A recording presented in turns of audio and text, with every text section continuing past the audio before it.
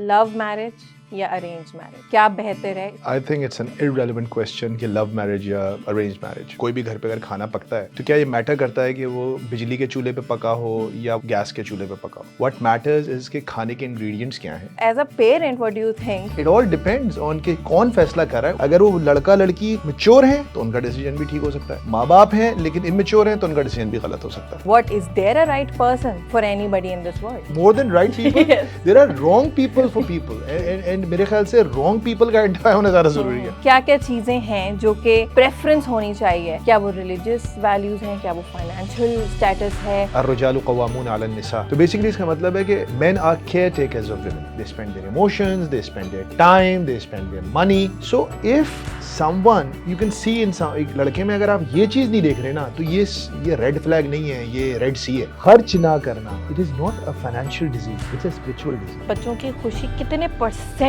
Matter करती है? 100% लड़का लड़की का Final वाह भैया। मेरे ख्याल से अगर आपका बच्चा 25 साल में शादी के लिए तैयार होगा तो आप उसकी तैयारी 5 साल की उम्र से शुरू करते हैं। ये ना बड़ी एक हार्ट ब्रेकिंग सी चीज है कि आई विश कि मैंने इसका पेन इसकी जो उसको मिलेगा ना जिंदगी में। एक चीज करनी चाहिए, अल्लाह पे भरोसा रखें।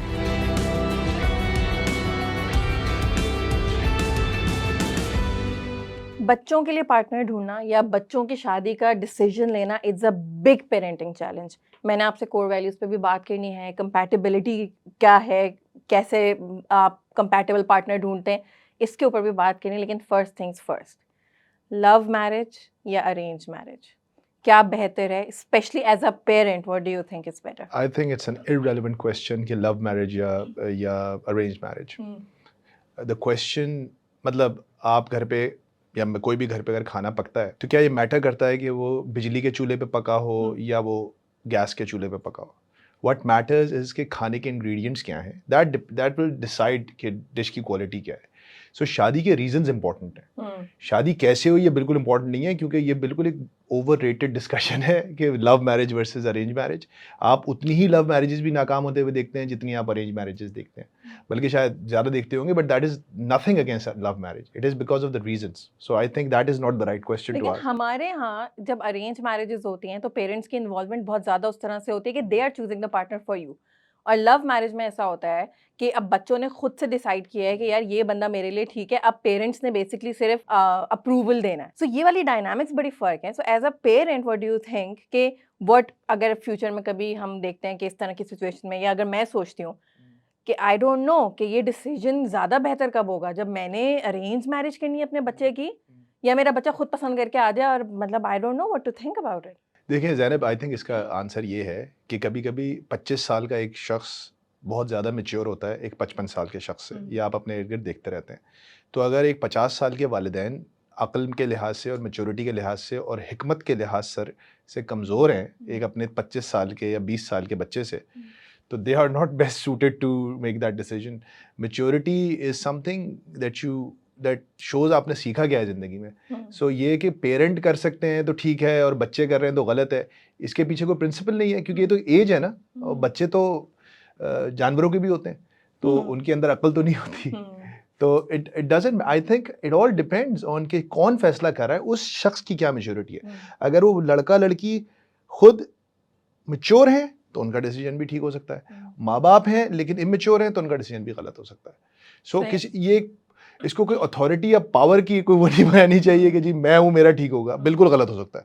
और आप देखते हैं क्या प्रिंसिपल्स इन दोनों सिचुएशन में सेम है? यानी लव मैरिज, अगर हम लव और अरेंज हटा दें और सिर्फ मैरिज की बात करें, अब वो जिस भी तरीके से हो रही है, किसी थर्ड पर्सन की वजह से हो रही है, बच्चे ने खुद पसंद कर लिया, आपको कोई पसंद आ गई, क्या प्रिंसिपल्स हर चीज़ के लिए सेम ही है? क्या मैरिज शादी करने का प्रिंसिपल एक ही है या मल्टीपल हैं या वो सेम ही है? देखिए, एक तो आपने जो लव इस्तेमाल किया यही सबसे बड़ा प्रिंसिपल है, पसंद। आप खुदा का वास्ता बगैर पसंद के तो आप शादी बिल्कुल ही नहीं करनी चाहिए ना होनी चाहिए। अब पसंद से लेकर इश्क तक के बहुत सारे मराहिल होते हैं कि एक मुझे पसंद है और एक चीज़ है जो मुझे जिस से इश्क है, और एक चीज़ है नापसंद है। तो नापसंद से तो बिल्कुल नहीं करनी चाहिए। पसंद तो एक बेसिक क्राइटेरिया है। लेकिन वो पसंद होने के बाद भी बहुत सारी चीज़ें होती हैं जो कि प्रिंसिपल्स हैं, उनके ऊपर बात होनी चाहिए कि रीजंस क्या हैं और आप क्या देखेंगे, चाहे वो माँ बाप हों चाहे वो बच्चे हों। अगर बच्चा अपने लिए वो चीज़ें देख के कर रहा है, ठीक है। प्रिंसिपल दोनों में सेम होने चाहिए, क्योंकि वो एक रिलेशनशिप के प्रिंसिपल्स हैं। वो डिसीजन कौन ले रहा है उसके प्रिंसिपल नहीं है। मतलब आप गाड़ी खरीदते हैं, गाड़ी आपने खरीदी या आतिफ ने खरीदी, इससे कोई फर्क नहीं पड़ता, लेकिन गाड़ी की मेंटेनेंस एक तरीके से होगी, उसके डिसीजन के अंदर कुछ प्रिंसिपल्स होंगे गाड़ी की मेंटेनेंस के। The same things apply with relationship, so I think principles remain the same. वो क्या है उस पर बात हो सकती है, वो कर फिर आई थिंक उसी पे बात करते हैं कि अगर अभी एक क्राइटेरिया का वर्ड भी यूज किया, हाँ। एक अच्छा पार्टनर। अच्छा, अब अगर बहुत ज्यादा फिलोसोफर्स को सुने, वो कहते हैं कि भाई इस दुनिया में कोई आपके लिए राइट है ही नहीं, राइट तो कोई इंसान है ही नहीं ना। What do you mean by the right person? This is the right person for my son, this is the right boy for my daughter. What is there a right person for anybody in this world? That's a very loaded question. मेरे ख्याल से इसका फैसला आप कैसे करेंगे कि आप ट्राई करते रहेंगे कि ये भी राइट था नहीं, वो उससे ज़्यादा राइट है, ये उससे ज़्यादा राइट है। I think this is one of the things कि ये मैच्योरिटी की बात होती है ना, कि आप you have to work with what you have. It is gratitude is well. और अगर आप इस पेडिस्टल से आते हैं कि नहीं जी मैं बहुत बड़ा लामा हूँ और मैं बहुत परफेक्ट हूँ और मुझे कोई बहुत ही दुनिया का कोई अजीम इंसान मिलना चाहिए, तो फिर आपको तो कोई भी राइट नहीं होगा आपके लिए। और अगर आप एक डाउन टू अर्थ थोड़ा सा ह्यूमिलिटी के साथ एक्ट करेंगे तो हो सकता है कि बिल्कुल अपने आप को डोरमैट भी नहीं बनाना चाहिए कि कोई भी मेरे लिए राइट है। उसके लिए भी वो प्रिंसिपल्स चाहिए कि रिलेशनशिप के क्या प्रिंसिपल्स हैं। तो I think yes there are right people for people and there are wrong people, but more than right people there are wrong people for people. And मेरे ख्याल से रॉन्ग पीपल का आइडेंटिफाई होना ज़्यादा ज़रूरी है, क्योंकि राइट का स्पेक्ट्रम बहुत बड़ा है, रॉन्ग का स्पेक्ट्रम छोटा है, उसको पहले अलग कर लें, उसके अलावा सब राइट है। उसके अलावा सब राइट है। अगर क्राइटेरियाज के ऊपर बात करें, और अब हम बिल्कुल एक देसी पाकिस्तानी फैमिली की बात कर रहे हैं, यहाँ पर एक लड़का है जो कि अब शादी की उम्र में है, रिश्ता हंट चल रहा है, लड़की का भी चल रहा है, लड़के का भी चल रहा है, फैमिलीज़ मिल रही हैं, और अब वो देख रहे हैं कि यार ये लड़की है, अच्छा ये लड़का है, ये फैमिलीज़ हैं, क्या क्या क्राइटेरियाज हैं। और अगर हम लोग इसको ग्राउंड रियलिटी पे और एक एक करके पिक करें कि क्या क्या चीज़ें हैं जो कि प्रेफ़रेंस होनी चाहिए, क्या वो रिलीजियस वैल्यूज़ हैं, क्या वो फाइनेंशियल स्टेटस है, क्या वो और तरह की पॉलिटिकल एफ़िलिएशंस हैं? यानी अगर हम इसको बिल्कुल एक ब्रेक डाउन करें कि क्या ऐसा लगता है कि आप कॉम्प्रोमाइज़ कर सकते हैं कुछ चीज़ों के ऊपर, और कुछ चीज़ें ऐसी हैं कि नहीं यार ये 1, 2, 3 चीज़ें ऐसी हैं कि आई थिंक ये तो आपने देखनी ही देखनी। एक तो ये तो बहुत मुझे खुशी है इस बात की कि आप एटलीस्ट इस बारे में बात कर रहे हैं। मुझे तो नहीं लगता कि जब लोग रिश्तों के लिए जाते हैं तो कोई बहुत ठहर कर, सोच कर, एनालाइज़ कर रहे होते हैं सामने वालों को। उनके एक फर्स्ट इंप्रेशंस होते हैं, दे समटाइम्स लाइक इट। अब शायद बेहतरी हो गई है कि थोड़ा लोग असेस करने लगे हैं चीज़ों को, लेकिन पहले तो बस एक फर्स्ट इंप्रेशन में अगर बात बन गई और बस पसंद आ गई, तो उसके बाद वो उस एक सतही लेवल से, सुपरफिशियलिटी से नीचे जाके बहुत ज़्यादा असेस नहीं कर रहे होते थे, ऑब्जर्व नहीं कर रहे होते थे। लेकिन करना चाहिए। और आपके उस पूरे इंटरैक्शन का मकसद ताल्लुकात बनाना नहीं होता है, उस वक़्त ताल्लुकात बाद में बनेंगे आपके। उस वक़्त आपको असेस करना ही होता है, और इसके बारे में कोई अपोलोजेटिक नहीं होना चाहिए आपको कि जो प्री नप्चुअल जितनी भी आपकी गपशप हो रही है, उसका मकसद है आप असेस कर रहे हैं एक-दूसरे को, और आपको इसी नीयत के साथ ये करनी चाहिए।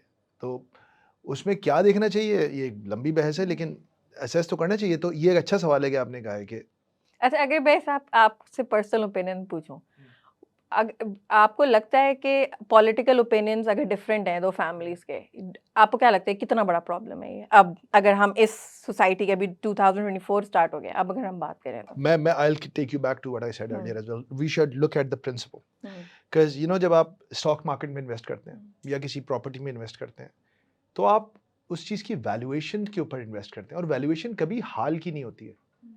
You know, you never invest in the current value of a stock, and you never invest in the current value of a property. You invest, यार 5 साल के बाद ये ऐसा हो जाएगा। आपको बैंक वाले क्या बेचते हैं? 10 साल में आपका पैसा double. They are selling you a good future. So when you meet people, जब भी लोगों से मिलें, लड़के के लिए, लड़की वाले तो आपको एक चीज़ असेस करनी चाहिए, आज ये है, लेकिन इसका एक प्रोग्रेशन क्या है? ये इसके अंदर पोटेंशियल है ग्रोथ का। सो आज उसके कोई भी पॉलिटिकल व्यूज़ हैं, हम अगर ये समझ रहे हैं कि कोई बंदा आज क्या कहते हैं, एक पर्टिकुलर पार्टी को पसंद करता है, तो वो ज़िंदगी भर उसी पार्टी को पसंद करेगा, सिवाय एक मखसूस जमात के। ये चीज़ें बहुत सारी जमातों में लोग चेंज होते रहते हैं, लेकिन हमने हमारे सामने इस शहर में, कराची में देखा कि किस तरह अर्ली 90s में एक एनक्यूएम की वेव थी, फिर वो वेव ख़त्म हो के अब यहाँ पे एक जमात इस्लामी की भी वेव आई, अब पीटीआई की भी वेव है। तो क्या मकसद है? तो अगर किसी की 90s में शादी हो रही थी तो वो उसका क्या होगा? So I think that changes. So the principle behind is कि क्या वो बंदा अपना सॉफ्टवेयर अपडेट करता है? अभी के पॉलिटिकल व्यूज इतनी, अगर अनलेस वो कोई बहुत ही कोई मुतशद्दिद किस्म के हैं तो आई थिंक बहुत ज़्यादा प्रॉब्लम नहीं होना चाहिए। बट इवन जो आपने 90s की भी एग्जांपल दी, हम्म, इसमें एक चीज़ जो मुझे मतलब एक चीज़ कॉन्स्टेंटली नज़र आ रही है। एक तो वो हो गई कि असेसमेंट के टाइम पर आपने देखा कि मेरे क्या अब कंपैटिबिलिटी के ऊपर भी हम थोड़ी सी डिस्कशन हाँ हाँ करेंगे हाँ कि हाँ। आखिर ये है क्या, हम्म, कंपैटिबिलिटी क्या है। चलो एक तो असेसमेंट के टाइम पे आपको लगा कंपैटिबल है, लेकिन जब शादी होती है ऑब्वियसली कुछ चेंजेस होते हैं। और अगर इसमें मैं बहुत सारे फैक्टर्स तो हैं, लेकिन अगर मैं एक आध बोलूँ कि भाई असेसमेंट के टाइम पे कोई झूठ भी बोल सकता है if somebody is not honest, and हमारे यहाँ तो ये बड़ा कॉमनली होता है। लेकिन एक और चीज़ जो कंपैटिबिलिटी वाली एंगल पे मुझे ऐसा लग रहा है इस वाली एग्जाम्पल पे भी, हम्म, एक तो असेसमेंट के टाइम पे यू वर कंपैटिबल या आपके एक सर्टेन ओपिनियंस थे, 5 साल गुजरे, 10 साल चेंज हो गुजरे, गया। आपकी कंपैटिबिलिटी भी उस हिसाब से, क्योंकि दोनों पार्टनर्स अगर बदल रहे हैं, दुनिया बदल रही है, आसपास माहौल बदल रहा है, नेशनल पॉलिटिक्स बदल रही है, तो दोनों के ओपिनियंस बदल रहे हैं। अब वो कंपैटिबिलिटी क्राइटेरिया भी दोनों का चेंज होता जा रहा है। तो इवन अगर हम असेसमेंट के टाइम पे भी लॉन्ग टर्म भी देखें, तो आई डोंट नो कि वो 5 साल बाद दोनों ही ड्रिफ्ट एक अपार्ट कर डिफरेंट जाएं, ड्रिफ्ट उसमें हैं, अपार्ट कर जाएं। और मे बी उस वक्त भी वो साथ कंपैटिबल ही रहें। बिल्कुल सही बात है, लेकिन इसी का तो कह रहा हूँ ना कि प्रिंसिपल है, अगर दोनों लोग लर्नर्स हैं तो you should be very hopeful कि they will converge and they will debate, because दोनों एक बहुत basic fundamental human value share कर रहे हैं कि वो दोनों अपने सॉफ्टवेयर को अपडेट करना चाहते हैं। वो दोनों सीखने वाले लोग हैं। सीखने वाले लोगों को अल्लाह ताला हिदायत दे देता है, और अल्लाह ताला स्पेशली जब अल्लाह ताला ने कह दिया कि मैंने निकाह मियाँ और बीवी के दिल में मैं मोहब्बत डाल देता हूँ, तो आप समझेंगे there are bigger forces at work at play as well. तो अगर फंडामेंटली दोनों लर्नर्स हैं और मेलाफाइड ही नहीं है, बदनीयती पे मबनी सोच नहीं रखते, तो मैं तो इस बारे में बड़ी श्योर हूँ कि ये कितनी ज़बरदस्त क्वालिटी है कि अल्लाह ताला इस क्वालिटी को लेकर दोनों को कन्वर्ज कराएंगे रादर देन उनको डाइवर्ज कराएं। अब अगर मैं ये सोचूं कि ऑब्वियसली दैट्स द ड्रीम कि ये आप चाहते हैं अपने बच्चों के लिए। अब अगर मैं भाई मेरे बेटे की अब अरेंज मैरिज ही हो रही है, अब मैं एज अ पेरेंट सोच रही हूँ कि यार ये अब मैं इसके लिए कंपैटिबल पार्टनर क्या ढूंढूं, ये कंपैटिबिलिटी इटसेल्फ ये आखिर है क्या, है क्या? क्या है ये, मतलब मैं बोलूँ ये कंपैटिबल नहीं है, वो मुझे क्या पता कि क्या कंपैटिबल है, और क्या हमारे पास कोई इस तरह की चीजें हैं कि हम बोलेंगे यार ये दो चीजें अगर आपकी अलाइन करें, क्योंकि एक बंदा आपका क्लोन तो नहीं हो सकता ना, बिल्कुल नहीं हो सकता, और होना भी नहीं होना चाहिए, भी नहीं क्योंकि हम चाहिए, ये कहते हैं कि पार्टनर्स को कॉम्प्लीमेंट करना चाहिए, तो होना भी नहीं चाहिए, कॉम्प्लीमेंट तो कभी भी सेम चीजें नहीं करती एक बिल्कुल नहीं होना दूसरे को। चाहिए। So what is this, what is देखिए, मैं इस पे कंपैटिबिलिटी? ख़वातीन के लिए, बच्चियों के लिए, लड़कियों के लिए तो मैं बहुत ज़्यादा कमेंट नहीं कर सकता, लेकिन जहाँ तक if you talk about guys boys, तो आई थिंक मेरे जहन में तो हैं एक दो चीज़ें जो आपको देखनी चाहिए। उसके अलावा बाकी चीज़ों को आपको ईजी लेना चाहिए कि इंशाल्लाह अल्लाह खैर करेगा। देखें, आप जब कुरान करीम में सूरह निसा की आयत नंबर 34 जिसको लेके बहुत सारी ऐसी इंटरप्रटेशंस भी होती हैं जो मुतनाज़ा हो जाती हैं कि अर्रिजालु क़व्वामून अलन निसा, तो बेसिकली इसका मतलब है कि men are caretakers of women. Men इसका सही तर्जुमा है, वो फौकियत वाला नहीं है, ऊपर है नहीं है, they are flag bearers. Maududi साहब ने तो ये तक कहा है कि ये इनके अलम बरदार हैं, अलम बरदार हैं, केयर टेकर्स हैं। क्यों हैं?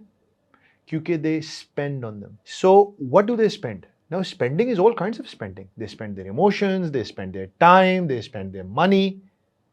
सो if someone you can see in एक लड़के में अगर आप ये चीज़ नहीं देख रहे ना, तो ये रेड फ्लैग नहीं है, ये रेड सी है। कि अगर एक बच्चा अपने अंदर इस चीज़ को लैक करता है कि इज़ नॉट अ स्पेंडर, और फिर मैंने इस बारे में मुफ्ती साहब से ही बात की कि अगर नहीं करता तो क्या वो कवाम है? तो उन्होंने कहा नहीं है, क्योंकि अल्लाह ने कंडीशनल किया हुआ है मर्द की कवाम होने को। अल्लाह ताला कह रहा है कि कवाम है क्योंकि स्पेंड करते हैं, और अगर नहीं करेंगे तो फिर कवाम नहीं है। तो एक मर्द के रिलेशनशिप को अल्लाह ने उसका एक रोल बताया। तो अगर मर्द अगर वो नहीं करता भाई, तो उस औरत की ज़िंदगी, और आप अपने इर्द गिर्द देखें, आप जितनी टॉक्सिक रिलेशनशिप देखेंगे उसमें आप जो बहुत ही कोई माइजरली टाइप के या कोई छोटे दिल वाले या कोई इनसिक्योर टाइप के मर्द होते हैं ना, जो अपना हाथ खींचते हैं, टाइम खींचते हैं, जज्बात को खींचते हैं, वो मैरिजेस की लड़कियां बच्चियां सबसे ज़्यादा अनहैप्पी रहती हैं। बाकी हर तरह के लोग होते हैं, लेकिन ये चीज़ मेरे ख्याल से एक बहुत बड़ा रेड फ्लैग है। और ये आप कैसे असेस करेंगे?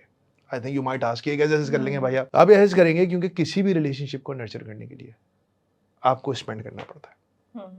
अब शादी तो उसकी हुई नहीं है, लेकिन उसका अपने दोस्तों के साथ क्या रिलेशनशिप है। नाउ इफ अ गाय, अगर कोई भी लड़का है जिससे आप रिश्ते बजा रहे हैं, आप उससे असेस करें कि क्या वो अपने साथ कोई सोशल सर्कल मेंटेन करता है कि नहीं करता है।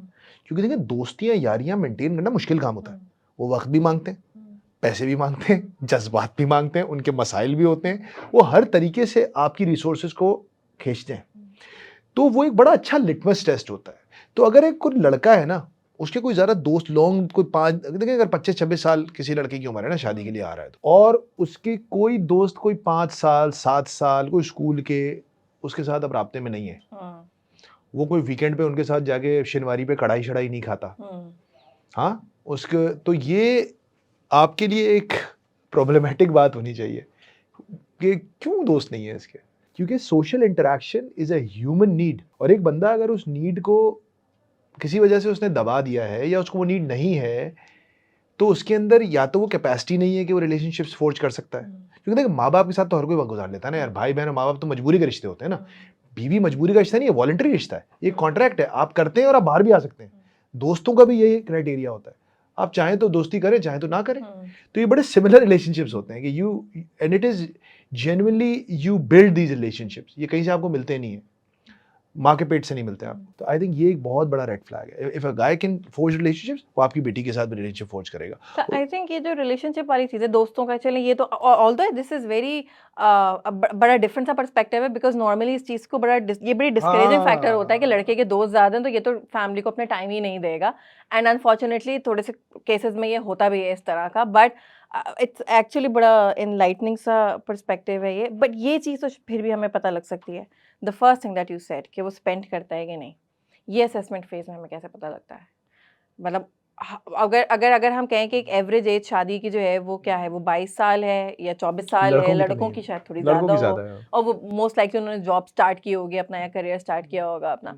How do we figure out कि ये स्पेंड करेगा, कंजूस है, या ये he will be he will take care of our girl financially? देखिए स्पेंड करने वाले का आपको बहुत आसानी से समझ में आ जाएगा, अगर वो काम करता है तो what kind of clothes does he buy, आप आराम से गपशप में कभी किधर से शॉपिंग करते हो, क्या कौन सी ब्रांड्स पसंद हैं। मैं ये नहीं कह रहा कि आप उसको कोई ब्रांड पे जज करें, हर बंदा अपने लिहाज से, मतलब अगर कोई बंदा उसकी इनकम ग्रुप के लिहाज से आप देखें, मतलब मैं ये नहीं कह रहा कि आप उसको बोले वर्साची और लुई विटॉन तुमको पसंद है कि नहीं पसंद, लेकिन आप जब गपशप, मैं कह रहा हूँ जब आप इस नीयत से बात करेंगे तो आप वो सवाल पाक करेंगे। वो कहते हैं ना अल्लाह तली का कौल है, if you want to really know someone let him speak, they tell you all about themselves.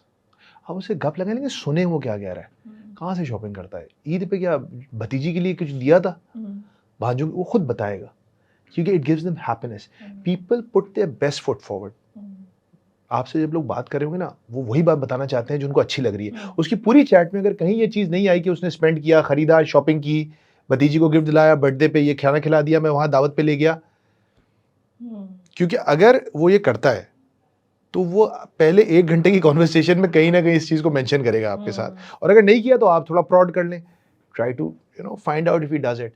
और अगर आपको सन्नाटा नज़र आ रहा है, ये मसला है बॉस, मैं आपको बता रहा हूँ, ये बहुत बड़ा मसला है। क्योंकि खर्च ना करना, ये it is not a financial disease, it's a spiritual disease, it's a spiritual disease, it points towards multiple other problems. तो अगर एक बंदा खर्च नहीं कर रहा, और ये मैं औरतों के लिए भी कह रहा हूँ, मतलब लड़कियों को भी खर्च करने वाला होना चाहिए, लेकिन चूंकि एक रिलेशनशिप में रोल है मर्द का कि ये केयर टेकर है, वो फ्लैग बेयरर है, तो अगर वो यहाँ पे ये डंडी मारेगा तो वो तो फिर पूरा उसको लड़की की जिंदगी अजाब कर देगा। फिर तो वो से भी पूछेगा तुमको मैंने राशन के पैसे दिए थे, उसका क्या हो गया, तुमको पैसों की क्या जरूरत है, वो उसको पॉकेट मनी भी नहीं देगा, वो उसको बच्चों के डायपर्स भी गिनेगा, पिछले हफ्ते तो 4 आए थे, do you understand, it is a whole mindset. तो ये आपको, जब मेरे ख्याल से आप भी असेस, आपकी दोस्ती होंगी, अच्छा मुझे लगता है आपकी माशाल्लाह फ्रेंड सर्कल है, आपको पता नहीं उनमें से कौन स्पेंड करता है और कौन नहीं करता, बट टाइम स्पेंड करने के बाद लेकिन आपको अब पता है ना कि जो स्पेंडर्स हैं उनकी हैबिट्स क्या हैं, पता है ना, पता है। और उसी तरह जज कर लें। आप कुछ नहीं करें, कोई इसका कोई किताब नहीं छापे, आपके कुछ दोस्त होंगे, आप असेस करें यार जो मेरे दोस्त हैं जो खर्च करते हैं वो ये हरकतें करते हैं, और जो नहीं करते वो ये हरकतें करते हैं। तो जब आप लड़के वाले के पास जाए मिलने, तो लड़के से जरा वही लिटमस टेस्ट फेंके। अभी तो मुझे एक बात समझ में आ रही है ना, वो ये आ रही है कि कंपैटिबिलिटी एक तो सब्जेक्टिव है हर इंसान के लिए, ऑब्वियसली जो उसकी वैल्यूज़ हैं या उसने अपने आप को कितना फिगर आउट किया है कि मैं खुद क्या हूँ, कि मेरे साथ कोई कंपैटिबल है कि भी नहीं। अब अगर अपने लिए बताऊँ कि कंपैटिबिलिटी तो चले एक अलग चीज़ है, लेकिन मेरी किसी भी इंसान को गेज करने की जो एक चीज़ है वो इसकी radical honesty. If somebody is radically honest, समझ आता है ये बंदा सही है। अब ऑब्वियसली दैट इज सब्जेक्टिव क्योंकि इतनी ऑनेस्टी किसी को हजम नहीं होती. And secondly sense of humour, like these two things, ये दोनों चीजें मेरे लिए बहुत मैटर अच्छी कर है, रही होती हैं, लेकिन अच्छी दीज आर वेरी बहुत सब्जेक्टिव है. अब वही वाली बात है कि हम लोग अगर रिश्ते के प्रोसेस में जा रहे हो और वो बंदा सामने से इतना ऑनेस्टली उसने कुछ भी बोल दिया कि नहीं भाई मेरे पास पैसे नहीं है, लेट्स से उसने बिल्कुल उसने कुछ वो ही नहीं किया ना, कुछ शुगर कोट ही नहीं किया, तो ये तो एक क्लियरली यानी वो हो गया ना कि नहीं भाई हमने तो करनी ही नहीं है, तो अपने मुंह से ये सारा कुछ बता दिया या उसने अपना पास्ट बता दिया बैठ के कि मैं इतना ऑनेस्ट हूँ, लेट मी टेल यू कि ये देखें ये सारा कुछ अब हो रहा है. लेकिन ये तो किसी को अब how do we figure out कि ये चीज फंडामेंटली ही ठीक है या हर एक इंसान के लिए अलग अलग है, ये चीज डिफरेंट है.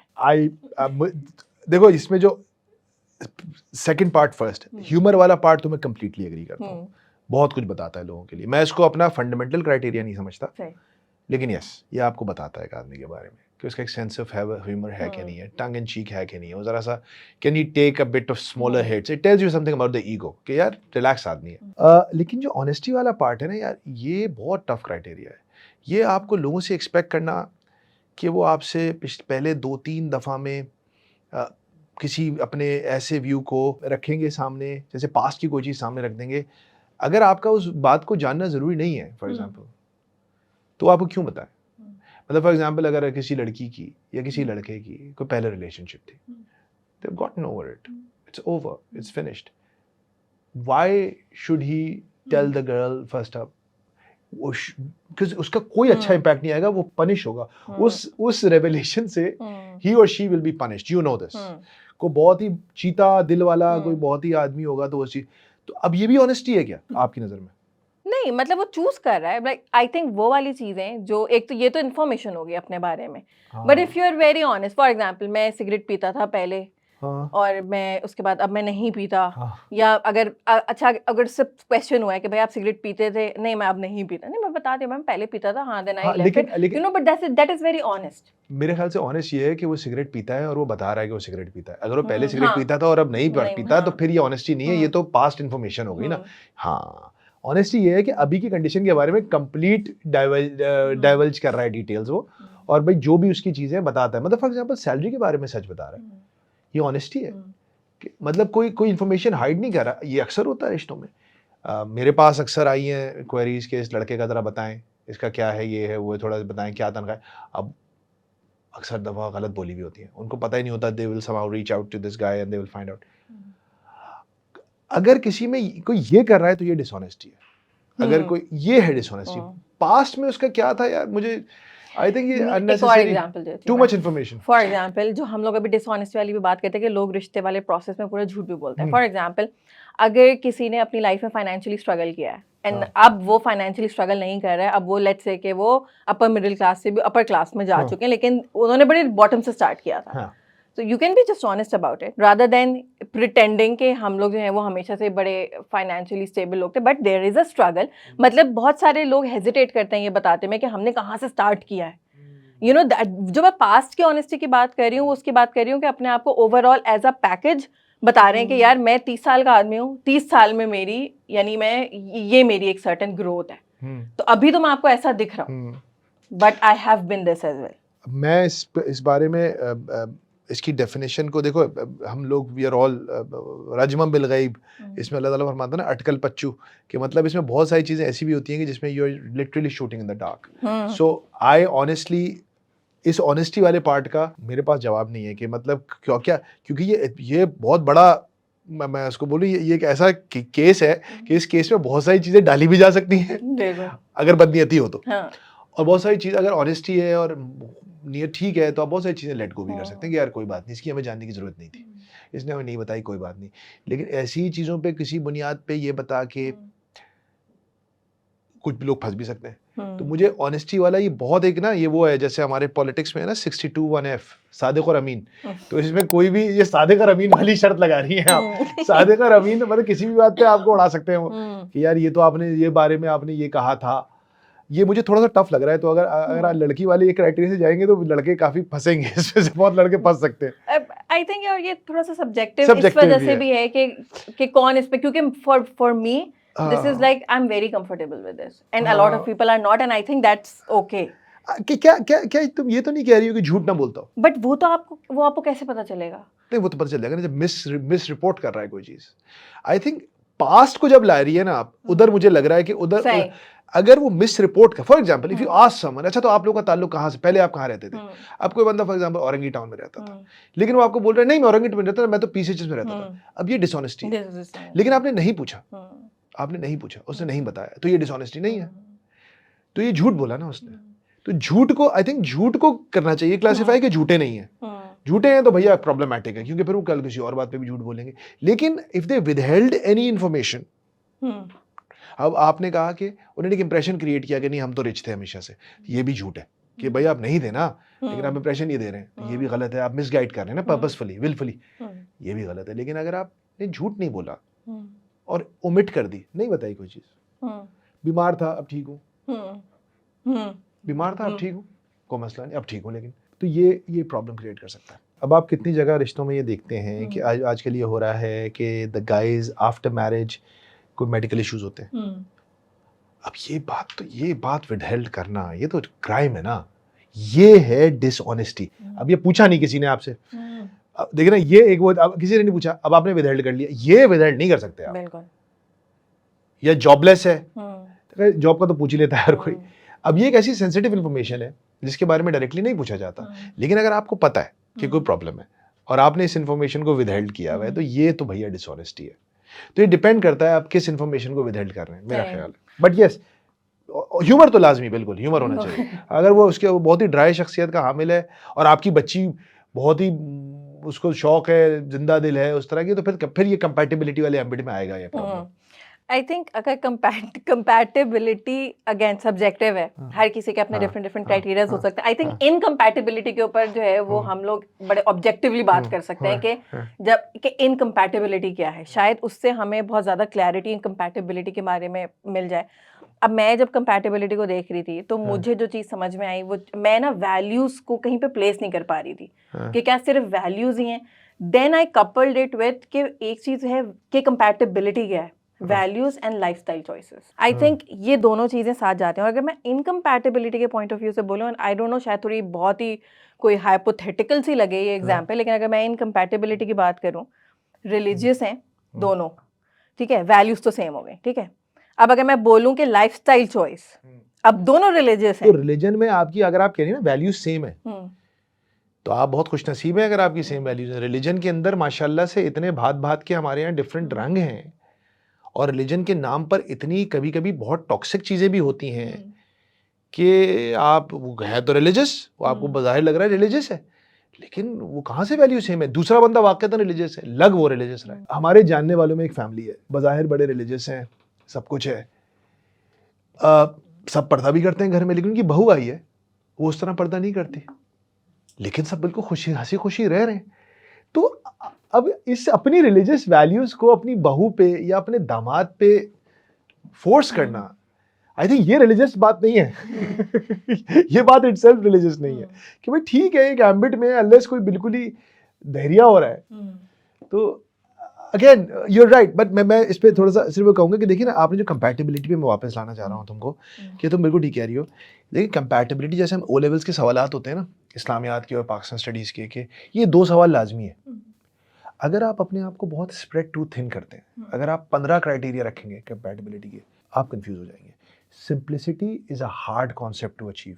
सादी बात करना मुश्किल होता है, लेकिन सादी बात में ही फला होती है। आप चीज़ों को सिंपल रखें। दरअसल हमारी जो स्टार्ट था, बिगिनिंग थी, वो जन्नत में हुई थी ना। हमारे अब्बा आदम तो जन्नत में थे, अम्मा हव्वा भी जन्नत में थी, तो हमारी कहानी शुरू जन्नत से हुई थी। तो हमारे डीएनए में ना जन्नत है थोड़ी सी, जन्नत है परफेक्ट जगह। तो हम उस डीएनए की परफेक्शन की रिक्वायरमेंट को लेके आ गए इस इम्परफेक्ट दुनिया में। तो हम ना हर चीज़ में कर रहे होते हैं परफेक्शन। वो फिर जब परफेक्शन के एम्बिट में आप जाते हैं तो चीज़ें बहुत फैलती हैं। तो इसके प्रिंसिपल को समझना पड़ेगा। भाई ये कोई परफेक्ट दुनिया नहीं है, यहाँ हैप्पीली एवर आफ्टर नहीं होता, यहाँ मॉडरेटली हैप्पीली एवर आफ्टर होता है। यहाँ पे सो just that's the principle. I keep trying to talk about principle. So the principle should be कि भैया जी पंगे होंगे, प्रॉब्लम्स होंगी, लड़ाइयाँ होंगी, यार ये दो बातों में लड़ाई नहीं होनी चाहिए। So you keep it simple. So whoever you are, आप अपना कोई एक दो कोर वैल्यूज जो आप वैल्यूज़ की बात कर रही हो ना तुम, वैल्यूज़ को, कोर बिलीव्स को आइडेंटिफाई करें, यार मैं सब कुछ पे कॉम्प्रोमाइज़ कर सकता हूँ, मैं इस चीज़ पे कॉम्प्रोमाइज़ नहीं कर सकती, ये मेरे लिए बहुत इंपॉर्टेंट है, और फिर उस पे देख लें। अगर आपको 50 चीज़ें रख देंगे अल्लाह की बंदी, तो कौन, मतलब वो तो किसी लड़की के लिए रखो, लड़के के लिए रखो, कोई भी आपको एक बंदा नहीं मिलेगा, फिर आप जो ना शादियां करते रहेंगे, तलाक़ें करते रहेंगे, और आप नाखुश भी रहेंगे साथ साथ। ऐसा ही है। आप अल्लाह के, आई एम सॉरी, नहीं, आप अल्लाह के नबी को देखें कि उनकी एक ज़ौजा मोहतरमा हज़रत खदीजा है, एक हज़रत उम्मे सलमा है, एक हज़रत आयशा है, मतलब they are completely different personalities, लेकिन सबके साथ खुश हैं अल्लाह के नबी।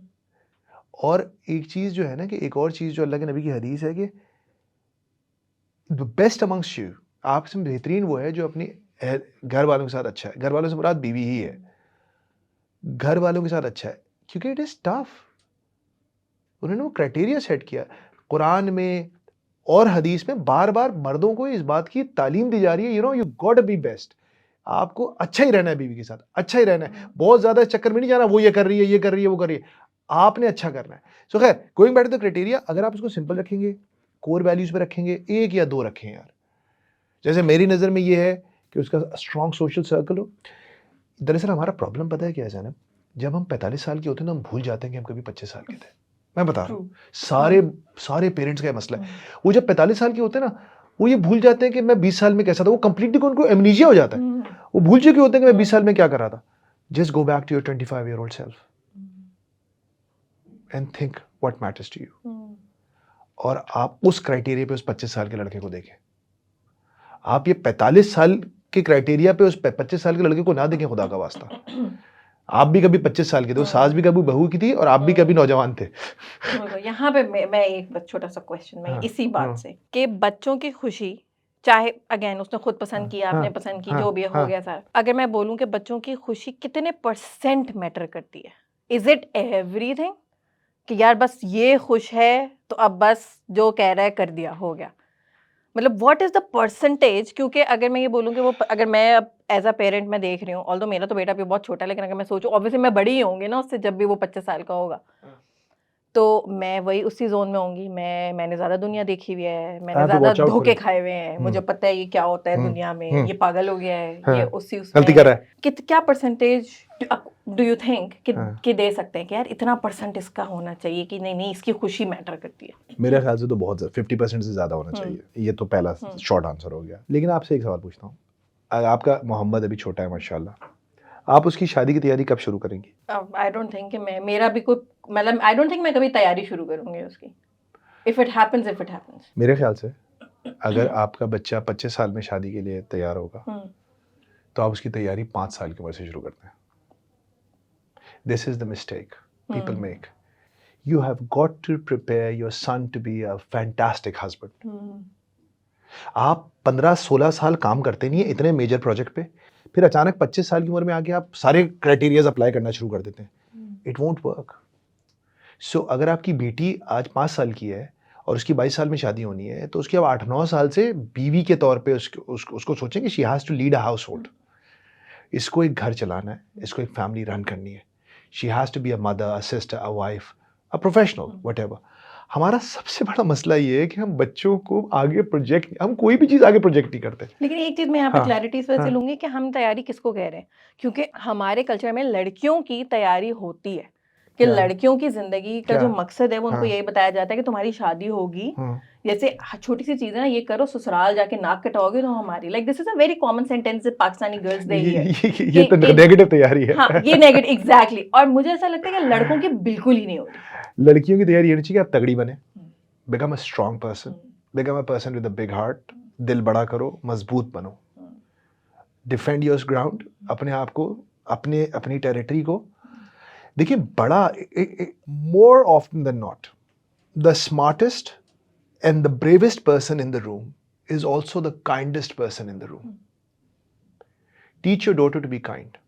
आसान नहीं है काइंड होना, आप काइंडनेस सिखाएं, आसानी से नहीं आती काइंडनेस। अल्लाह ताला कुरान में फरमाया वलमन सबरा व गफरा ज़ालिका मिन अज़मिल उमूर, those who forgive and are patient, जो सब्र करते हैं और माफ़ करते हैं। और भाई ये बहुत हिम्मत वाले काम है। अल्लाह कह रहा है ज़ालिका मिन अज़मिल उमूर, ये सिखा दे बच्चों को, ये होती है प्रिपरेशन। ये नहीं होती कि डोरमैट बन जाओ, हम्म, डोरमैट बिल्कुल। बन ये डोर प्लीज, मैं इस प्रिपरेशन की बात नहीं कर रहा, मैं प्रिपरेशन की बात कर रहा हूं। जब लड़कों की बात करूंगा मैं, अगर लड़का है ना तो उसको बताएं you are a caretaker brother, son, you have to be a caretaker, you have to be a flag bearer of women. You have to take care of the women around you. You start with your sister, you start with your mother. तो यानी अगर मैं इसको एक break down करें, अगर हम चलें 50% से ज़्यादा हम देख रहे हैं कि बच्चे की खुशी क्या है, और अगर हम अभी लड़के की बात करें, फिर हमने थोड़ा बहुत ऑब्वियसली एक परसेंटेज वो भी है कि उसकी एजुकेशन, क्वालिफिकेशन, करियर ग्रोथ, ये सारा कुछ हो गया। फिर उसके बाद थोड़ी सी प्रैक्टिकल वो भी आएगी उसके अंदर कि उसकी अपनी क्या ग्रोथ है, क्या मैंने उसको इक्विप किया अपने लिए कोई फैसला करने के लिए, और फिर क्या मैंने एज अ पेरेंट अपनी क्या ग्रूमिंग की कि मैं खुद उस तरह की पेरेंटिंग कर रही हूँ या नहीं कर रही हूँ। व्हाट डू यू थिंक अगर हम इस 100% को कंप्लीट करें कि अब हम ये तैयार कर रहे हैं कि ये 25 साल में ये अच्छा हस्बैंड पार्टनर बन जाए, अब और किन किन चीज़ों के परसेंटेजेस हैं इसके अंदर? Oh my God. I think उसके दिमाग में अगर आपने ये क्लियर कर दिया है कि वो किन रीजंस की वजह से शादी करनी चाहिए, और वो बिल्कुल पक्का है इस बारे में, और उसके रीजंस ठीक हैं, तो उसकी 100% खुशी भी ठीक है, कोई मसला नहीं है। लेकिन अगर उसको नहीं प्रिपेयर किया भैया, तो ऑफ कोर्स आपको अपने बच्चे को वॉच आउट तो करना चाहिए और आपको देखना चाहिए। और मसला यही है कि how well do you know your child, ये भी तो मसला है ना। मतलब बहुत सारे माँ बाप नहीं जानते अपने बच्चों को, they genuinely don't know their egos, there so much ego between them and their children, they think वो बच्चा मेरी एक्सटेंशन है। बच्चा आपकी एक्सटेंशन नहीं होता भाई, वो आप नहीं है, वो एक अलग इंसान है, उसको वो स्पेस ही नहीं देते। तो हम मतलब देखो, मैं माँ बाप के बारे में बहुत परेशान, मैं मेरा तो दिल चाहे मैं 100% बच्चे के हाथ में कर दूं, क्योंकि ये माँ बाप ना बहुत ज्यादा ओन भी करते हैं बच्चों को, और ये बहुत खतरनाक एरिया है, क्योंकि फिर वो समझते हैं कि मुझे को सब कुछ पता है, ये तो मेरा बेटा है, इसका डिसीजन तो मैं करूंगा, ये बहू तो मेरी बहू है। वो आपकी बहू कुछ नहीं है भाई, वो उसकी बीवी है बस। बच्चों से ज्यादा अपने लिए पार्टनर ढूंढ रहे हो। बेसिकली सो यू सी, मैं इस बारे में ना मैं तो समझता हूँ कि माँ बाप का रोल उस डिसीजन से पहले जितना है तो है, उस डिसीजन में तो भैया मेरे ख्याल से 100% लड़का लड़की का फाइनल वर्ड। हाँ भैया, मैं तो बहुत ही कंसल्टेशन टाइप का, एडवाइजरी टाइप का रोल अगर माँ बाप लेना चाहते हैं तो लेने। सही। अगर मैं इसको थोड़ा सा, अगर अभी तक हमने क्या क्या कवर कर लिया, हम लोग कंपैटिबिलिटी की बात कर रहे थे, हमने कहा सब्जेक्टिव है, कोर वैल्यूज की बात की, फिर हमने मूव ऑन किया इस बात के ऊपर कि इनकम्पैटिबिलिटी क्या होती है, और फिर हमने ये सारा कुछ एक्सप्लोर किया। अगर अगर मैं आपसे कहूँ, क्या आपकी कोई दो चीज़ें जिसके लिए आपको लगता है कि एक, अगर एज अ पेरेंट, और मैं इसमें बिल्कुल बहुत ऑब्जेक्टिवली, यानी ऐसी चीज़ जो कि फंडामेंटली हर पेरेंट को करनी चाहिए कि यार इस वक्त ये मेरे बच्चे के लिए ये बंदा सही नहीं है, और अब मैं नहीं कुछ में कंसिडर कर, जैसा फॉर मी अगर मैं बताऊं, अगर मुझे ऐसा लगे कि मेरे बेटे की सेल्फ इस्टीम कम हो रही है ना किसी के साथ रह के, तो मेरे लिए वो मतलब मैं फिर उसमें इंटरफेयर करूंगी। अगर मुझे लग रहा है कि इसका इन्फ्लुएंस नेगेटिव आ रहा है, कैसे करोगी? आई थिंक सेल्फ इस्टीम जब लो होती है एक नहीं, इंसान कैसे की, करोगी, इंटरफेयर कैसे करोगी? नहीं लाइक आई एड्रेस इट, मैं चाहे उसकी हैप्पीनेस भी थोड़ी सी शायद उस पर कॉम्प्रोमाइज हो, उसको बुरा लगेगा, लेकिन यानी यहाँ पर मैं ये नहीं देखूंगी कि ये लो सेल्फ एस्टीम में भी खुश है तो खुश रहे। कुछ चीजें ऐसी हैं कि जो कि ऐसी हैं कि यानी मैं उसको जाने नहीं दे सकती इस मामले में। लेकिन तुमने ये अब देखो तुम्हारा बच्चा पहली दफा किसी लो सेल्फ एस्टीम रिलेशनशिप के अंदर खुश हो रहा है, क्या ये ऐसा हो रहा है या ऐसा नहीं हो रहा था? और वो पहले स्कूल में भी उसकी गड़बड़ कर रहा था, कभी कभी अपनी एस्टीम को कॉम्प्रोमाइज करवाता था, यूनिवर्सिटी में भी करवाता था, अब वो हो गया 25 साल का, अब वो उस पार्टनर के साथ भी एस्टीम को करवा रहा है। मैं यही बोल रहा हूँ जैनब, कि तुमने ना, ये नहीं हो सकता जैनब कि वो 25 साल की उम्र में किसी ऐसी लड़की को पसंद करेगा जो वो पहली दफा नहीं कर रहा होगा। भैया उसने अपने स्कूल में भी लंच बॉक्स के ऊपर ये किया होगा, कभी उसने अपने कॉलेज में किया होगा, कभी उसने अपनी यूनिवर्सिटी में किया होगा, तब जाके वो वहाँ कर रहा है, वो उसकी पर्सनालिटी का हिस्सा बन चुकी होगी वो चीज़। और अब तुम उसको 26 साल में जाके जब एड्रेस करनी शुरू होगी, वो सेट इन स्टोन हो चुकी होगी, फिर वो तुमसे मुतनफ़िर हो जाएगा। तो इसको एड्रेस अब 26 साल में नहीं करना है तुमने इसको एड्रेस करना है 16 साल में, 12 साल में। ओ ये क्या गड़बड़ कर रहा है ये, नहीं, इस पे काम करना है। हम ऑब्जर्व ही नहीं कर रहे उस वक्त, लड़ रहे हैं, सो जाओ, उठ जाओ, खड़े हो जाओ, स्कूल का होमवर्क कर लिया, ग्रेड खराब आ रहे हैं। भाई ये सेल्फ एस्टीम और सेल्फ एस्टीम है, तुम इसको डांट रहे हो उस पर, और तुम्हें अपनी फिक्र नहीं है। एड्रेस करना है उसको, हेल्प करना है उसको। तो ये 26, मैं फिर बता, देखो यही तो मसला होता है। कभी नहीं हो सकता। ज़ैनब मैं बता दूं, आप सब वही हैं जो आप 10-12 साल की उम्र में थे। ये आप वो थोड़ा बहुत चेंज होते हैं, उसकी प्रोजेक्शंस होती हैं। मतलब जैसे एक जब सीडलिंग होती है ना, तो वो जब पौधा निकलता है छोटा सा सैपलिंग, तो वो सैपलिंग ही बड़ा होकर दरख्त बनता है ना, तो वो उसकी प्रोजेक्शन होती है दरख्त, लेकिन वो होता वही सैपलिंग है वो। मुझे कोट याद आ गया, एक हाँ। बात मैंने पढ़ी थी, सॉरी मैं नहीं आपकी नहीं बात कर रही कोई हूँ, आपकी सॉरी। बात से याद आई। We all fall in love with those who care for us in similar ways. अगर familiar ways, similar ways, familiar ways. यानी अगर मेरे लिए मोहब्बत जो थी वो लो सेल्फ एस्टीम बस थी ना, खत्म। तो अब मुझे मैं I fall in love with the person जिसने मेरी लो सेल्फ आप ये एस्टीम कोड करी। छोड़ें, ये तो कोड बहुत ही अच्छा है। आप इस कोड को लें और आप अपने इर्द गिर्द के लोगों पे नजर डालें, ये 100% ट्रू मिलेगा आपको। आपको 100% ट्रू मिलेगा। वही होता है, आपको आदत पड़ी हुई है भाई, आप कंडीशनड हैं। हम लोग पता नहीं क्यों इस चीज को भूल जाते हैं। ये अचानक कुछ भाई नहीं है, 25 साल में पैदा नहीं हुआ है वो। अब आयदा मुझे कभी कभी ये भी लगता है कि वो उस फेमिलियर वेज से कभी कभी रिएक्टिव भी होता है, कि वो उसको नफरत करता है उन फेमिलियर वेज को, तो वो उसका ऑपोजिट चीजों को पसंद करता है। समझ रही हो? और कभी कभी उन्हीं को पसंद करता है, लेकिन उसका लोकस स्टैंडर्ड क्या है? वही familiar ways, either for or against. At this point in discussion I think it is safe to say कि ये जो शादी के सारे डिसीजंस हैं, ये तो जब अभी जैसे अर्ली इयर्स होते हैं ना बच्चों के, जो पेरेंटिंग स्टार्ट होती है आपकी, ये डिसीजन तो आपने वही जिस दिन आपका बच्चा पैदा हुआ था ना, वहां से आपकी पेरेंटिंग में ये चीज बिल्कुल ऐड हो गई। I think it is safe to say कि वो एक दिन का डिसीजन नहीं नहीं होता। यार, हाँ कैसे हो सकता है? बिल्कुल। और आई थिंक यही हम लोग नहीं अंडरस्टैंड करते ना, हमारी सोसाइटी में हमें ये लगता है कि जब उसकी उम्र बात आएगी करेंगे तब ये फैसला होगा। अभी क्या बात करो शादी हाँ, की? तब उसकी अभी प्रेफरेंस क्या हाँ, होगी। तो आई वो थिंक बन गई उसकी प्रेफरेंस, वो चेंज थोड़ी कर देगा प्रेफरेंस। वो अचानक प्रेफरेंस चेंज कर, नहीं अब मेरी प्रेफरेंस चेंज हो गई। और आई थिंक बस आप थोड़ी सी बात मैं इसके ऊपर बस ये करूंगी कि यहाँ तक तो हमने ये कर लिया कि किस तरह से इक्विप करें, पेरेंटिंग मेथड्स के ऊपर, इंपॉर्टेंस ऑफ पेरेंटिंग के ऊपर, कि सब के ऊपर। अब भाई हो गया 25 साल का, हो गया ये सारा कुछ कर लिया, ये फैसला भी हो गया, सब कुछ देख भी लिया, इन्फॉर्म्ड था, बच्चे ने पसंद भी कर ली, वो 100% तैयार है, हमारा सारा कुछ हो गया। अब जो इसमें जो शेयर लक है, किस्मत, नसीब, लीप ऑफ फेथ, ये अब मैं अगर अगेन मैं अभी मैं बात कर रही हूँ ना, मैं थोड़ा सा इमोशनल हो रही हूँ, क्योंकि जब भी मैं अपने बेटे के बारे में सोचती हूँ ना, जब मैं उसके बारे में, जब मैं उसको देखती हूँ ना समटाइम्स, और मैं उसको प्रोटेक्ट कर रही हूँ किसी चीज से, तो मेरे जहन में ना सबसे ज्यादा एक चीज आती है कि मैं इसको हर चीज से प्रोटेक्ट नहीं कर सकती। दिल तोड़ देती है आपका। हाँ, ये ना बड़ी एक हार्ट ब्रेकिंग सी चीज है कि आई विश कि मैंने इसका पेन, इसकी जो उसको मिलेगा ना जिंदगी में, पिटेगा, तो रोएगा, दिल टूटेगा, अकेला फंसा हुआ होगा, कभी कभी मार खाएगा, कभी दिल टूटेगा, कभी अकेला कहीं बैठ के रो रहा होगा, मैं इसके पास नहीं होंगी। How to make peace with it? By knowing कि आपका बेटा आपके रब का बिल्कुल वैसे ही बंदा है जैसे आप है। आपको अल्लाह ने एक काम पे लगाया हुआ है, वो आपका नहीं है, उसका केयर टेकर वही है जो आपका केयर टेकर है। And just the way he took care of you, he will take care of him. इसके अलावा कोई चीज़ आपको पीस नहीं देगी। आप 1 अरब रुपए बच्चों के लिए जायदाद में छोड़ जाएं, देखिए ना, ये तो तुम अभी इमोशनल नीड्स की बात कर रही हो ना। बापों के सर पे ये वजन होता है, यार मेरे पास इतना हो जाए कि मेरे बच्चों का गुजारा हो जाए। कितना हो जाएगा? कितना जमा कर लोगे? कभी नहीं इनफ जमा कर सकते।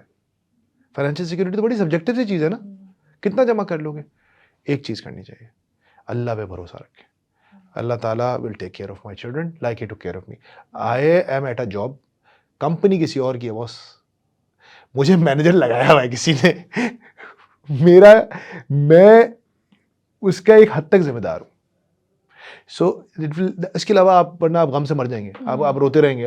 मैं भी बहुत सोचता था इस बारे में, यार क्या पता मेरी बेटी है यार, इसका शौहर इसको पता नहीं मिसट्रीट करेगा, कभी कुछ होगा, यार मैं क्या करूँगा, पता नहीं मुझे बताएगी नहीं बताएगी, पता नहीं मैं जिंदा भी होऊंगा नहीं होगा। आपको 10,000 ख्याल आता है। So the only way to deal with it is by knowing कि भैया एक रब है, वो सबका इंडिविजुअल रब है, वो इसका भी ख्याल रखेगा। बिल्कुल, क्योंकि फाइनेंशियल, फिजिकल, आपके प्रैक्टिकल सारे एस्पेक्ट, स्पिरिचुअल एस्पेक्ट, और अल्लाह ताला ने, मतलब वैसे तो खैर बहुत सारे क्राइटेरिया अल्लाह ताला ने बताए, लेकिन फिर अल्लाह ताला ने एक ऐसी एब्स्ट्रैक्ट भी बात कही ना, एब्स्ट्रैक्ट तो नहीं लेकिन एक स्पिरिचुअल बात की कि सुकून के लिए बनाए। अब वो सुकून तो फिर अब अल्लाह ताला ही खुद ही, उनके हाथ में ही है। क्या बात कि उन्होंने वो सुकून देना है स्पाउस के थ्रू या नहीं देना। क्या बात है। और देखो इसको कनेक्ट करो, अल्लाह ताला एक और जगह फरमा रहे हैं, अला बिज़िक्रिल्लाहि तत्माइन्नुल क़ुलूब।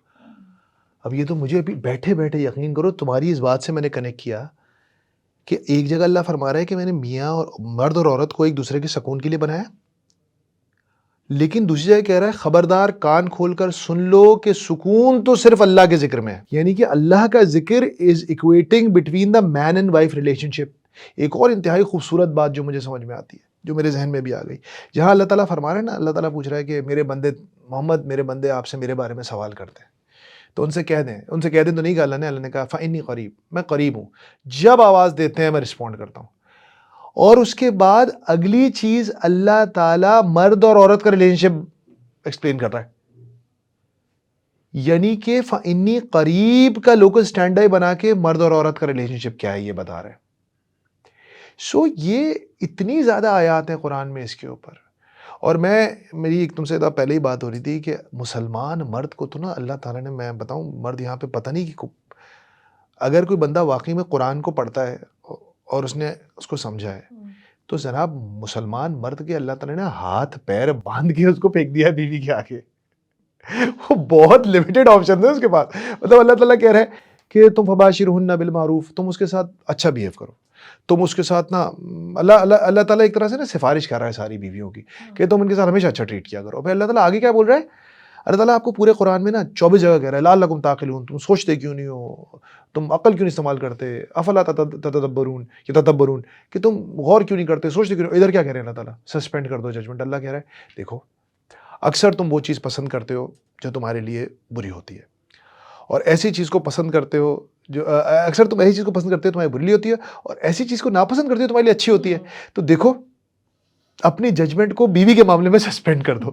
मतलब ये आप बोले मुसलमान मर्द कह रहा है, शौहर कह रहा है, अल्लाह ताला what is going on here. Basically Allah is saying suspend is, this is the spirit of the Quran. Allah is extremely kind towards women, extremely kind towards wives. अल्लाह ताला कह रहे हैं 4 कर लो, लेकिन देखो बराबरी करो, बराबरी तुमसे होगी नहीं। ये 6,500 आयात हैं। एक एक letter of the Quran is there for a reason. When Allah says तुम बराबरी नहीं कर सकोगे, it is set in stone. It is set in stone. अल्लाह ने बोल दिया इजाजत है बराबरी करो, और बराबरी तो तुम नहीं कर सकोगे, तो ऐसा ही नहीं करना कि बिल्कुल ही छोड़ दो। तो बेसिकली अल्लाह ने अपना, ये आप कैसे कहते हैं किसी को यार देखो तुमसे होगा तो नहीं, चलो लेकिन ये मत करना आप, तो इसका मतलब है कोई प्लेजरेबल, कोई बहुत डिजायर्ड स्टेट ऑफ बीइंग नहीं है, अलाउड है कर लो। डिजायर्ड स्टेट ऑफ बीइंग ये है कि तुम गड़बड़ करोगे इसकी, मुझे पता है तुम गड़बड़ करोगे। सो इसकी स्पिरिट ले लें। तलाक में देखने अल्लाह ताला कह रहा है देखो जो दे दिया वापस नहीं लेना, वापस नहीं लेना, अच्छे से रुखसत करो, इज्जत से रुखसत करो, कंडेम नहीं करो उनको साथ। हमारा तो प्रॉब्लम ही है ना कि we have not looked at this religiously. और उसमें ऑब्वियसली वो फिर एक बहुत बड़ी डिस्कशन, ये इंटरप्रिटेशंस और फिर कल्चरल वैल्यूज और ये क्या इंटरप्रिटेशन है इस बात की, और क्या इंटरप्रिटेशन है कि अल्लाह ताला कह रहा है कि अक्सर तुम वो चीज़ पसंद करते हो तुम्हारे लिए बुरी होती है, और उस चीज़ को नापसंद करते हो जो तुम्हारे लिए अच्छी है। बहुत इसके अंदर कोई इंटरप्रिटेशन का मसला नहीं है, इसके ऊपर बात नहीं करके इन चीज़ों को ब्रश असाइड किया जाता है, क्योंकि जब बात होगी तो इसके अलावा कोई मतलब नहीं है कि just bear with it, just be good to her regardless of your judgement, be good with, उसके अच्छा बिहेव करो यार, खत्म कोई बात। तो आई गेस जो मेरा भी एक टेक अवे है इस डिस्कशन से वो यही है, जो ये मुझे बहुत बॉदर भी करती थी ये वाली चीज़ की, जो अनसर्टेनिटी, जो चीज़ आपके कंट्रोल में नहीं है ना। अब मेरा ये टेक अवे ये कि अगर हमारे कंट्रोल में नहीं है तो किसके कंट्रोल में, अल्लाह के कंट्रोल में। उससे बेहतर तो कंट्रोल कोई है ही नहीं इस पूरी सिचुएशन में। उसने आपको नुत्फे के तौर पे पाला, उस वक्त आपकी अक्ल थी, आप यूनिवर्सिटी गए हुए थे, आपने पढ़ा हुआ था, आपने किताबें पढ़ी हुई थी, नहीं पढ़ी हुई थी ना, he took care of you from there. उसने आपको एक ड्रॉप ऑफ वाटर से क्रिएट किया into who you are today. Oh be careful. अल्लाह के नबी जा रहे हैं तो उनसे अच्छे सहाबा तो किसी के नहीं है, उनसे अच्छे अज़वाज मुतहरात किसी की नहीं है। वो क्या कह रहे हैं, वल्लाहु रफ़ीक़ुल आला, बेशक अल्लाह सबसे बेहतरीन कंपेनियन है। जिसके 1.5 लाख सहाबा ऐसे हैं कि वो माँ बाप कुर्बान करने को तैयार हैं, वो भी कह रहा है वल्लाहु रफ़ीक़ुल आला। सो हमारे लिए इसमें एक पॉइंट जो मैं और ना लड़कों के लिए अगेन मैं कह रहा हूँ, अगेन हो सकता है बहुत कंट्रोवर्शियल बात हो जाए, लेकिन मैं कोशिश करता हूँ कि हर चीज़ को इन्फर करूँ अल्लाह के नबी की ज़िंदगी से। आप ये देखें कि उस लड़के की फैमिली में ख़वातीन का क्या किरदार है। It will tell you a lot about that boy. आपको उस लड़के के बारे में बहुत पता चलेगा। Strong man are raised in strong family, by strong women, strong men. Toxic man की बात नहीं कर रहा, हमारे यहाँ जो मैस्कुलिनिटी का कॉन्सेप्ट है ना, मैं नहीं जूता, मैं बीवी का जूता नहीं पहनाऊंगा, मैं बर्तन नहीं धोता, हमारे यहाँ बच्चों के पैम्पर नहीं बदलते, ये स्ट्रांग मैन नहीं है यहाँ, ये स्ट्रेंथ नहीं होती। मैं जेन्युइनली स्ट्रांग मर्दों की बात कर रहा हूँ। जेन्युइनली स्ट्रांग मैन जो काइंड होते हैं, मैंने क्या कहा, the bravest and the smartest people are the kindest people. The kindest men are brought up by strongest women. और strongest men भी वो, मैं ये नहीं कह रहा कि जो बदमाशी के लिए strongest। इसकी एग्जांपल क्या है? अल्लाह की नबी की ज़िंदगी देखें। हज़रत अब्दुल्ला का इंतकाल हो गया है, यतीम पैदा हुए हैं, हज़रत आमिना है, फाइनेंशियली फंसे हुए हैं, हालात ठीक नहीं है, फिर भी अपने बच्चे की वेलबींग के लिए उनको पता था कि बच्चों को सहरा में भेजना होता है। कितनी मुश्किल से भेजा होगा ज़ैनब, कभी सोचा है? अकेली है यार हज़रत आमिना, कोई है ही नहीं आगे पीछे। मदीने में है उनके घर वाले, यहाँ पे कोई भी नहीं है, ससुराल में मक्के में अकेली है, शौहर भी नहीं है, बेटा एक, उसको भेज दिया बिकॉज़ उसके लिए ये ज़रूरी था कि उसको भेजा जाए। कोई कमज़ोर दिल की औरत ये करेगी? आज आप बच्चों को स्कूल भेज रही होती हो तो माँ बाहर बैठी रहती है, उन्होंने भेज दिया उनको। अब बोलेंगे ट्रेडिशन था, भाई ट्रेडिशन था लेकिन दिल पे पत्थर रख के भेजा होगा ना। उनके तो माँ बाप और भी, उनका और बच्चा भी कोई नहीं है, कोई बच्चा नहीं है, कोई रिश्तेदार नहीं है, एवरीथिंग इज मोहम्मद सल्लल्लाहु अलैहि वसल्लम। उनको उन्होंने भेज दिया। इट स्टार्ट्स विद हज़रत Amina and it ends with हज़रत फातिमा। सारी खवातीन उनके साथ जो है इंतहाई मजबूत आसाब की, स्ट्रॉन्ग विल की, और मतलब अपना दे स्पोक देयर माइंड। कायनात का बेहतरीन इंसान मजबूत तरीन खवातीन के साए में खड़ा है। आई थिंक ये एक बहुत बहुत अच्छा रीज़न है। वैसे तो खैर बहुत सारे रीज़न्स हैं, लेकिन ये जो पूरी बात आपने कही, इट मीन्स कि हमें अपनी बेटियों पे और हमारी जो खवातीन हैं, जैसे हम भी मॉमकास्ट पे यही कर रहे हैं कि हम उनको इक्विप कर रहे हैं, एम्पावर कर रहे हैं, उनकी डेवलपमेंट के ऊपर बात कर रहे हैं। उसकी एक बहुत बड़ी वजह, यानी वन ऑफ द रीजंस ये भी है कि why is this important to do that. क्योंकि पेरेंटिंग का एक बहुत बड़ा चंक अगर खवातीन भी वो रोल प्ले कर रही हैं तो उनको they have to be there ना, उनको उस कैरेक्टर पे, उस यानी वो इन्फॉर्मेशन, वो एनलाइटमेंट, वो दिमागी सिचुएशन वो होना भी तो उनके लिए ज़रूरी है ना, कि वो तैयार तो करें उस अपने बच्चों को। और ये तो मॉमकास्ट पे, मतलब ये तो मर्दों के लिए भी है कि भाई हमारे यहाँ बहुत बड़ा मसला है कि स्ट्रॉन्ग खवातीन को विलिफाई किया जाता है। ओ भाई please don't do that. You are lucky if you have a strong woman around you, you are lucky if you got a strong willed woman around you. ये आपकी खुशनसीबी, अल्लाह ने आप पे एहसान किया, आपको एक मजबूत औरत का साथ नसीब किया है। आप जी, मैं आपको इसी से मुझे आया, हमारे यहाँ ये होता है कि मैं आज इसी की मैं सोच रही थी ना पॉडकास्ट के बारे में कि what's the right person, then I thought about it कि लड़कियों के साथ एक चीज़ होती है, स्ट्रॉन्ग लड़कियों के साथ, कि maybe they are too right for their son and that's why they don't, कि नहीं इससे नहीं करनी, ये बहुत स्ट्रॉन्ग है और इसका इन्फ्लुएंस हो जाएगा, ये तरबियत ना कर दे मेरे बेटे की, you know, maybe you are a bit too right, थोड़ा सा wrong होना चाहिए। Yeah, but it takes a strong woman to appreciate a strong woman. Weak women will never appreciate strong women. एक खुद जो मजबूत होगी वो सामने जौहरी पहचानता है अच्छे मोती को। तो अगर एक औरत खुद कमज़ोर है और उसके इनसिक्योरिटीज़ हैं तो वो तो डरेगी मजबूत औरत से। और अगर एक औरत खुद तगड़ी है वो बिल्कुल चाहेगी मेरे बेटे की शादी एक मजबूत औरत से हो, क्योंकि उसको इससे कहेगी भाई ये तो उसका पार्टनर है ना, थिक एंड थिन में साथ रहना है, कोई कमज़ोर है उसको बोझ थोड़ी बनाना है, इसके साथ एक तगड़ी बंदी होनी चाहिए जो मेरे बेटे को सपोर्ट करे, जो मेरे बेटे के साथ who can they can hold each other. And I think अगर मैं इसको बस बैलेंस आउट करूँ इस तरह से कि I think when it comes to daughters, जब आप अपनी बेटियों की शादियाँ कर रहे होते हैं, it takes a really strong father कि वो सेल्फ इस्टीम और वो सेल्फ रिस्पेक्ट वो अपनी बेटी को दे कि नहीं, I am not going to settle, उम्र निकल रही है, ये हो रहा है वो हो रहा है, I am not going to settle, I am going to make sure कि आप मुझे पे स्लिप भी दिखाएं, I am going to make sure, I am going to investigate you, जो एक वो वाला जो एक एलिमेंट चाहिए होता है ना, जो प्रोटेक्टिव। अब हमारी बेटियों को ये भी बहुत ज़्यादा चाहिए। I think just final word मैं इस चीज़ के ऊपर लूँगी, शादी सीजन चल रहा है और शादियां जहाँ पर हो रही हैं वहाँ पे जब शादियों में अनमैरिड लड़के लड़कियां जा रहे हैं तो उनसे ये भी बोला जा रहा है कि भाई शादी कर लो, उम्र निकल गई, ये सारा कुछ, तो पेरेंट्स भी बहुत ज़्यादा परेशान हैं और वो इस टाइम पे इतने वल्नरेबल हैं कि ये अब डिसीजन मेकिंग में जा रहे हैं रिश्ते के लिए। Anything, any last word you would want to say to them? Going back to the first thing, It doesn't matter love marriage, arranged marriage, through a marriage bureau, through Tinder, through whatever, through Muzz, whatever. Doesn't matter. What matters is why you're getting married and what are you looking at. अगर आपकी वो whys ठीक हैं, आपका why यही होना चाहिए कि Allah Ta'ala has made us in pairs. This is an interdependent world. We need a partner to flourish, to procreate. नस्ल आगे बढ़ाने के लिए, हर चीज़ के लिए अल्लाह ताला ने ये एक अल्लाह का एक डिज़ायर्ड स्टेट है, मुझे इस डिज़ायर्ड स्टेट में जाना है because Allah Taala wants to me in desired state. और दूसरी चीज़ ये भैया कि इन तमाम चीज़ों के बावजूद इसमें कोई शर्म की बात नहीं है, आप दुआ करें। लड़कियां भी अपने लिए दुआ किया करें कि अल्लाह मुझे एक नेक सौले और मज़बूत शौहर नसीब फरमाए, और लड़के भी दुआ किया करें कि अल्लाह ताला मुझे एक नेक सौले और मज़बूत बीवी नसीब फरमाए। क्योंकि पता नहीं क्यों, मुझे नहीं पता कितने लोग करते नहीं करते, लेकिन दुआ करनी चाहिए इस चीज़ के लिए। क्योंकि इधर मैं बताऊं, आप जितना स्ट्रेस डिग्रीज पे देते हैं, आप जितना स्ट्रेस इतनी सारी और चीज़ें नौकरियों पे देते हैं, अगर आपको एक अच्छी मैरिज मिल गई, it can make your life. और मैं इसमें एक वो लगाऊंगा, क्वालिफाई करूंगा इस बात को, और अगर बुरी हो गई तो it will destroy you, because हमारे यहाँ जो डिवोर्स का मैकेनिज्म है, एग्जिट मैकेनिज्म बहुत मुश्किल है। अब ये क्यों है, ये बिल्कुल एक अलग बहस हो जाएगी, लेकिन है, नहीं होना चाहिए मेरे ख्याल से इतना मुश्किल, लेकिन है।